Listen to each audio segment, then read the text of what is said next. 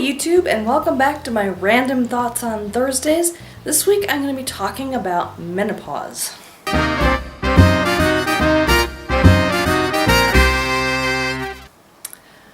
Alright, so I know a lot of people seem to react to the word menopause as some sort of dirty, naughty word that shouldn't be used, and I've been told in chat rooms, don't use that word, this is a G-rated chat. I'm like, what's so bad about that? It's not a bad word.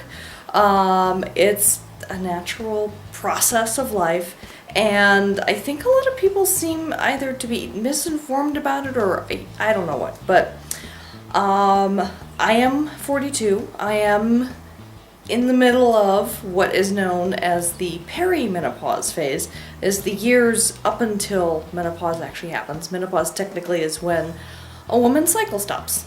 That's what it is. That's the definition of it. And all of the historical symptoms or famous symptoms that go with menopause, night sweats and hot flashes and all that stuff, well, that's actually the peri-menopause phase. That's the stuff that happens for 5 to 10 years before a woman actually enters menopause. And most women these days tend to enter it in their 50s. And I don't know when mine is actually going to happen, but I'm having the hot flashes and the night sweats and the mood swings and everything. And the last few months I've gotten into this whole, like, any little thing can make me cry, which is rather embarrassing. I try to control it when I'm around other people, but when I'm by myself and I see, like, cute video of a kitten or something, and all of a sudden I'm just bawling my eyes out for absolutely no reason whatsoever. It's ridiculous. But you know, it passes and I'm fine again. So it lasts like a minute and then I'm okay again. But I'm just like bawling my eyes out all the time. It's kind of silly. Hot flashes. You know, a lot of people complain about the hot flashes, but I don't actually mind them too much, to be perfectly honest. I've spent most of my life having a metabolism where I'm always cold all the time. It was very difficult for me to be comfortable in temperatures anything less than 80 degrees. And since the last, I don't know, year or so, I'm a lot less cold sensitive. I can actually be in a house, you know, we actually have this house set at about 70 degrees. I used to have it at 75 or 78 in order to be comfortable, and I'm now comfortable at 70. I'm like, that's a change for me.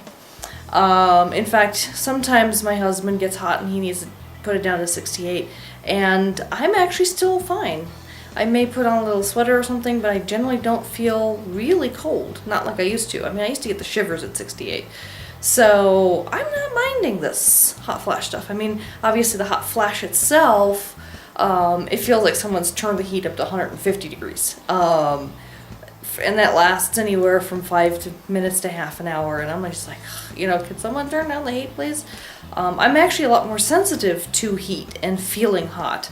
I used to love 90-degree weather, 100-degree weather. I used to go outside and just bask in it. I could just like feel like my body absorbing this heat and just loving the feeling of it. And nowadays, if it's much over 80, I'm just like, okay, turn down the heat, please.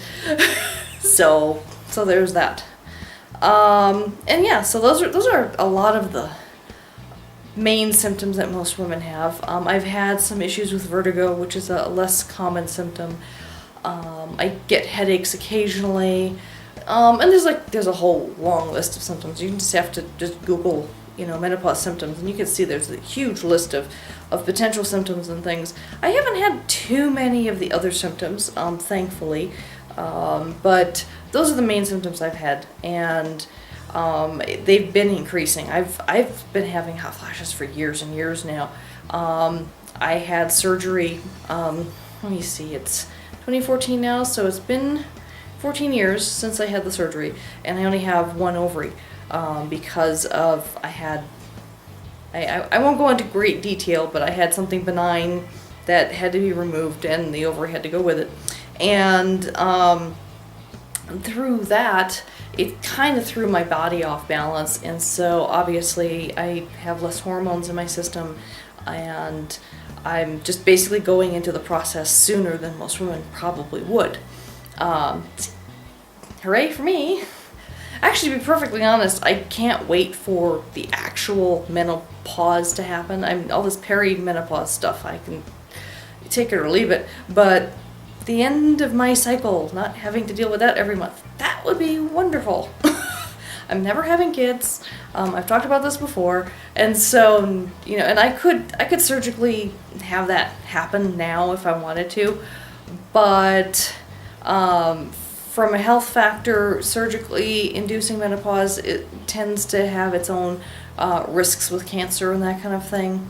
It's better to kind of go through the process naturally, and the recovery period is at least a month afterwards, and to be perfectly honest, I just don't have the time. I do not have the time to sit around in bed for a month recovering.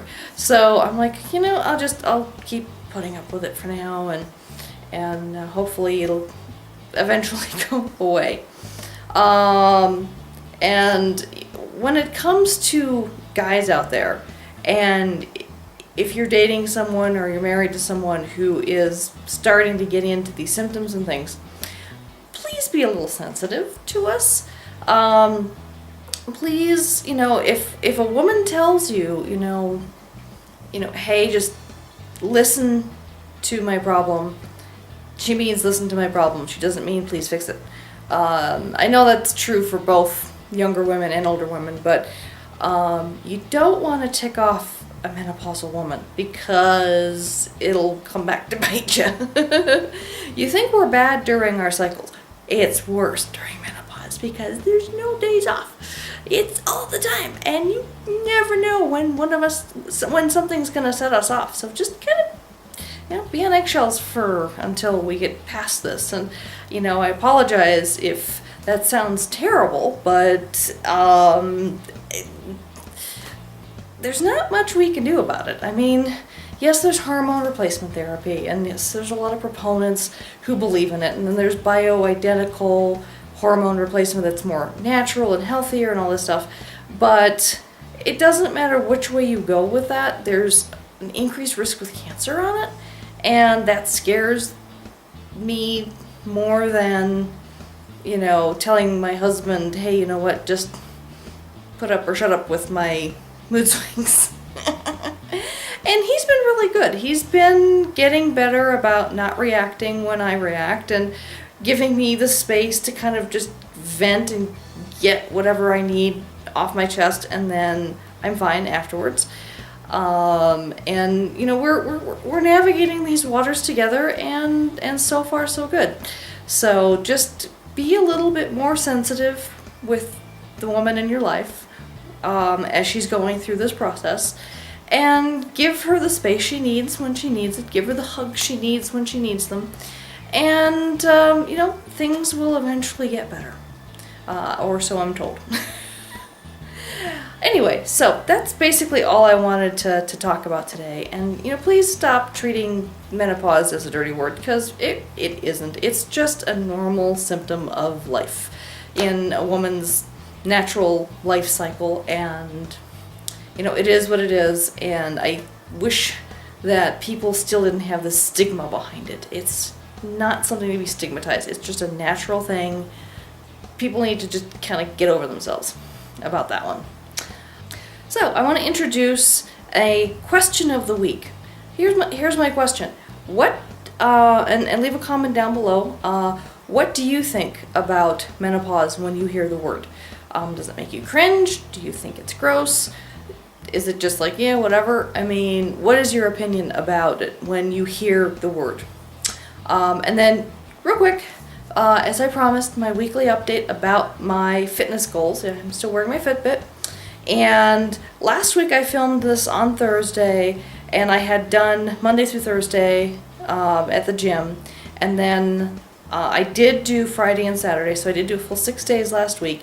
I did 2 days at 30 minutes and 3 days at 45 minutes, or 4 days, yeah, so, which was, you know, above my goal of 3 days at 30 minutes minimum. This week so far, so I took Sunday off. I ended up taking Monday off just because I had too much work and I just didn't get to the gym. I did go yesterday, and I'm filming this on Wednesday, so I did go today. and I'm hoping to still go Thursday, Friday, Saturday. So I'll get 5 days in this week. And so far I've been doing 45 minutes each time, so hopefully I'll continue that, and I will update that next week. Alright, well thank you so much for watching. If you like my vlogs, please give it a thumbs up, and if you haven't subscribed yet, please subscribe. I'd really appreciate it.